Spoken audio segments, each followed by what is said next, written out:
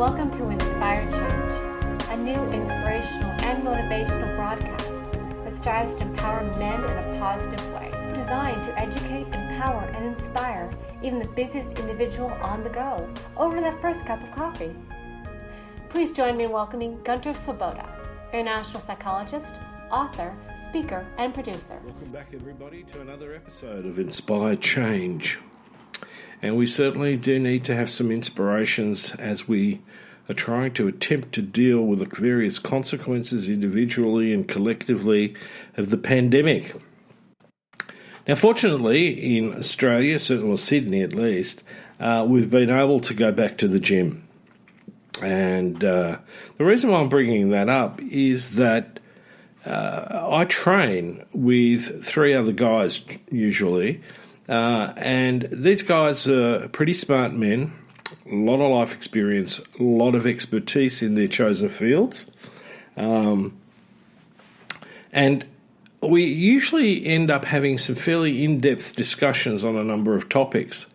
It might be about psychology, it could be about the economy, it could be about history, and amidst it all, we generally actually have quite a lot of fun with the whole thing.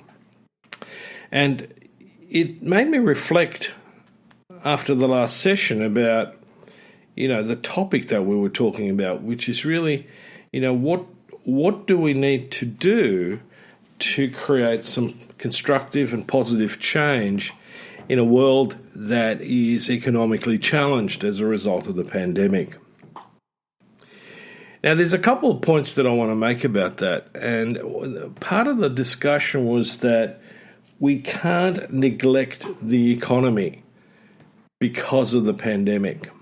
And, there's truth in that in a way, but, my view is that without people, there is no economy. So if we neglect the people, then we are, by definition, actually neglecting the economy, because the economy is a system, a very complex system of ownership, trade, exchange, relationships.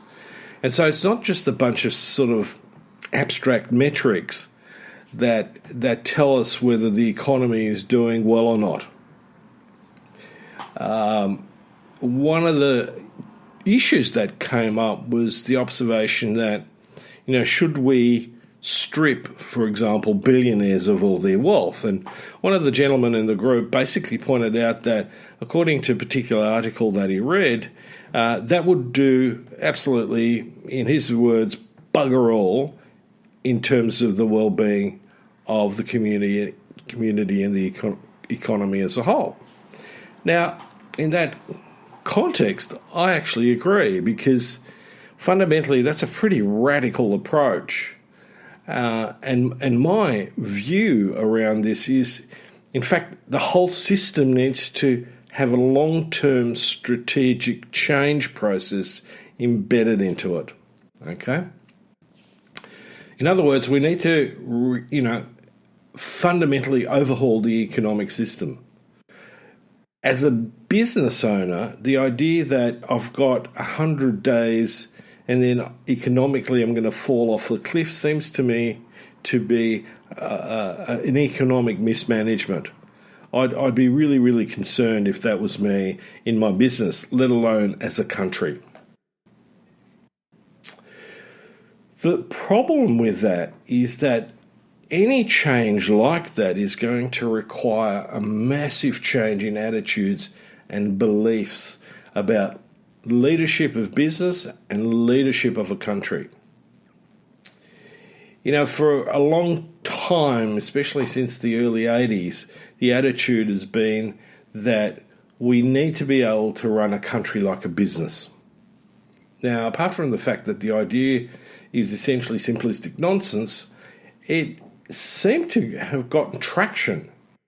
The economic rationalists got a lot of airtime with that whole notion, and it's been reflected in the rhetoric of our leaders since then.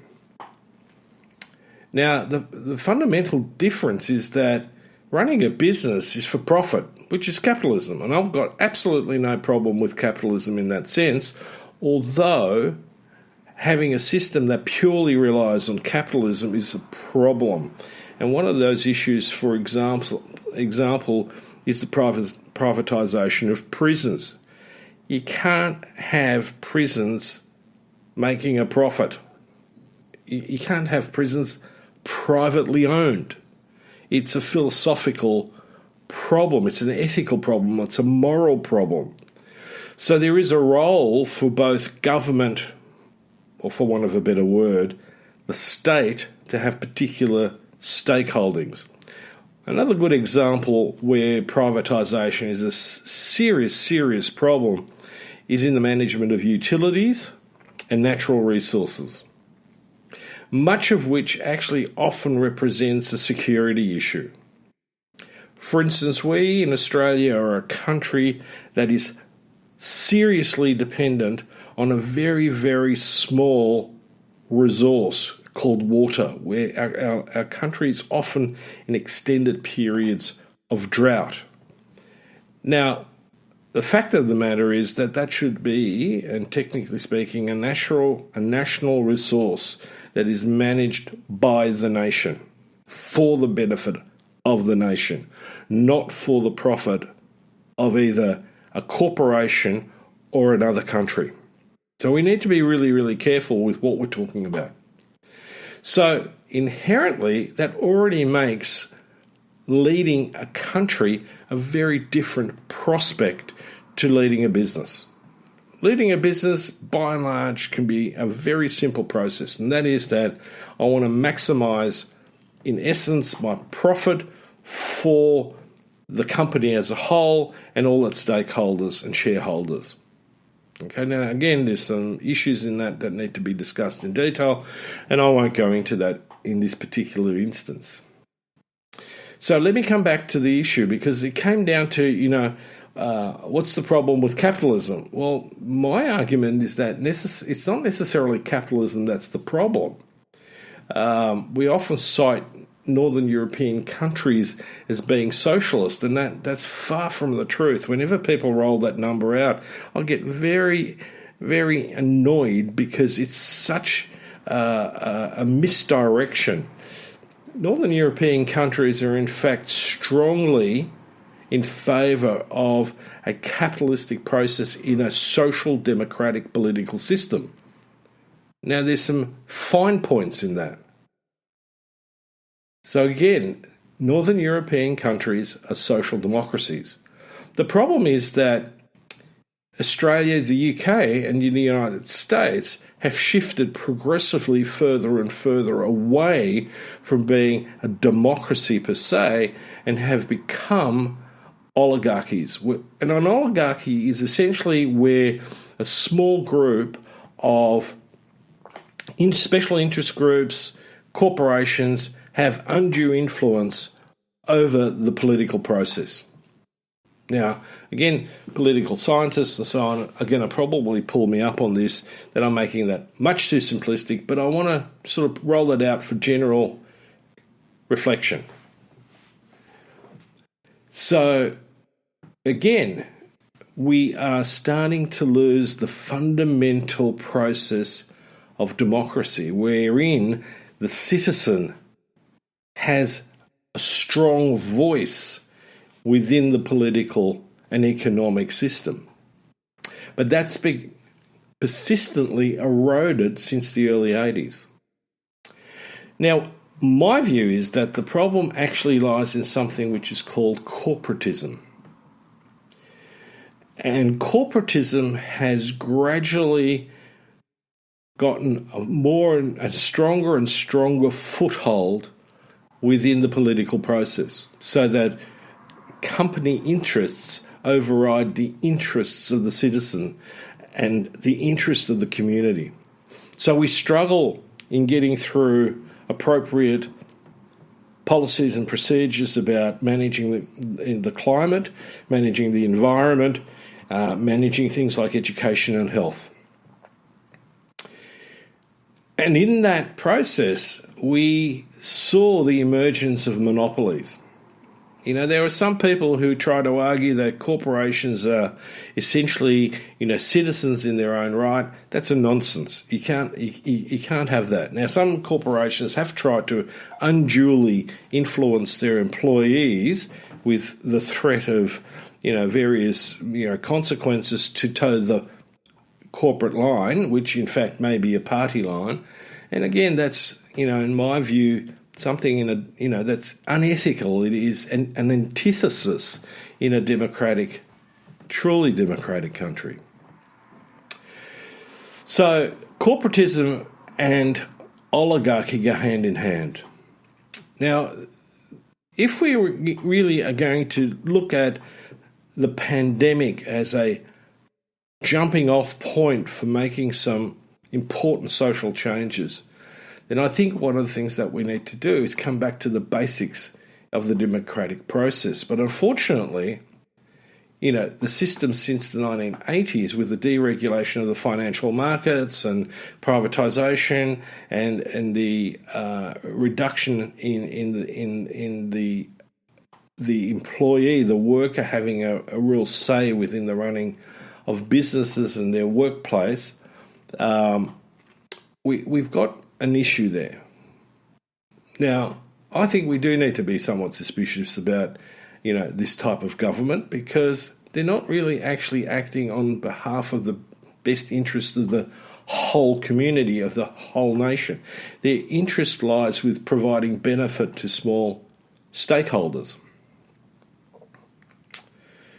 So one of the features in this particular model that I'm talking about and critiquing is that the government and the corporations are discouraging broadband education by focusing more on technical skills training. Now, the reason for that is fairly simple, and that is that good quality broadband education facilitates critical thinking. And that means that people are going to question what's put before them much, much more critically, logically, and rationally. Now, one of the examples of this has been the devaluing of the humanities and the arts in the university.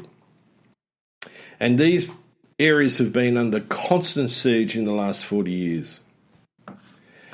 So this has now taken hold and has been established in our culture. And so now the population has become more and more easily manipulated.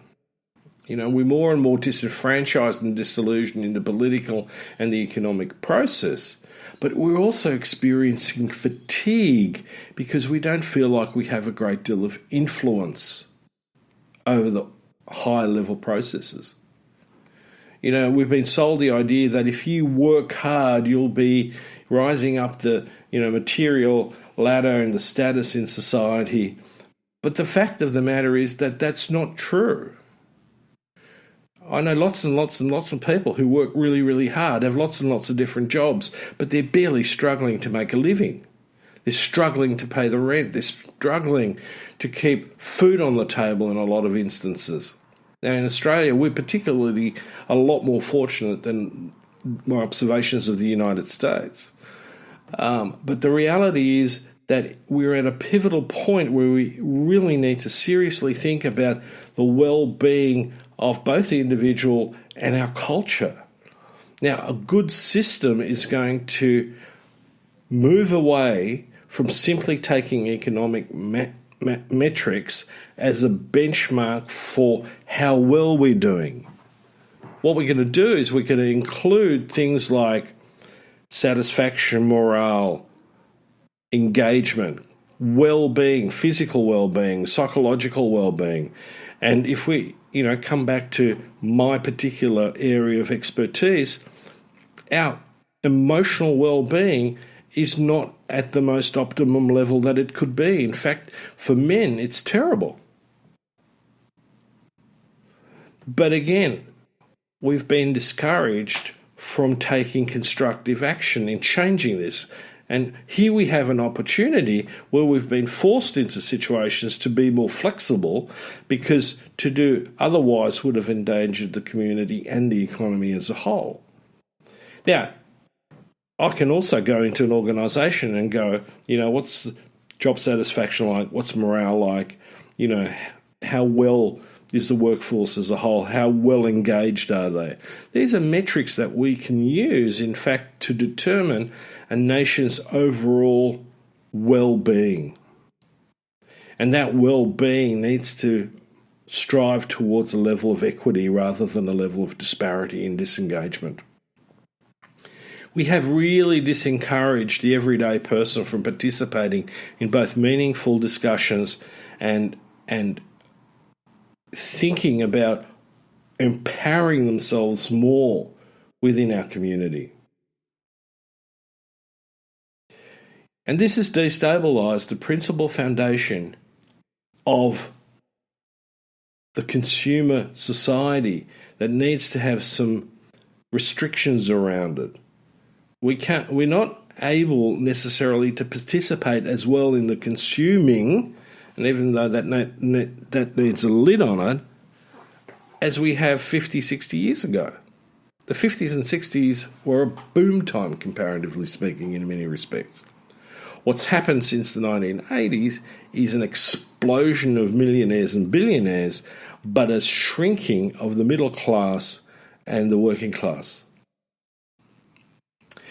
Now, I believe that in many respects the Scandinavians have worked this out through emphasising education, health and leisure to ensure a well-being process within the population that's based more on the equitable distribution of resources and greater cooperation in regulating the relationships between private and public sector. It's not perfect, but maybe it's better than what we've currently got. And maybe it's something that we could aspire to. And my view is that unless we include metrics of well-being in looking at how our country is doing, we're going to miss the point. And the persistent rhetoric from the leadership about simply the economy is misplaced and misguided. So I'm hoping that this is going to stimulate some discussion, some reflection, and we should have this at all levels. But unfortunately, we've gotten to the point where it appears that a lot of people are more interested in the next episode of Love Island than on leaving an appropriate legacy for themselves, their children, and the nation. Till next time. Thank you, Gunter. And thank you for listening to Inspire Change with Gunter. Again, if you have any questions or comments or ideas for a show, you can email development@noirtainment.com. That's development@noirtainment.com. Thank you, and thank you for listening.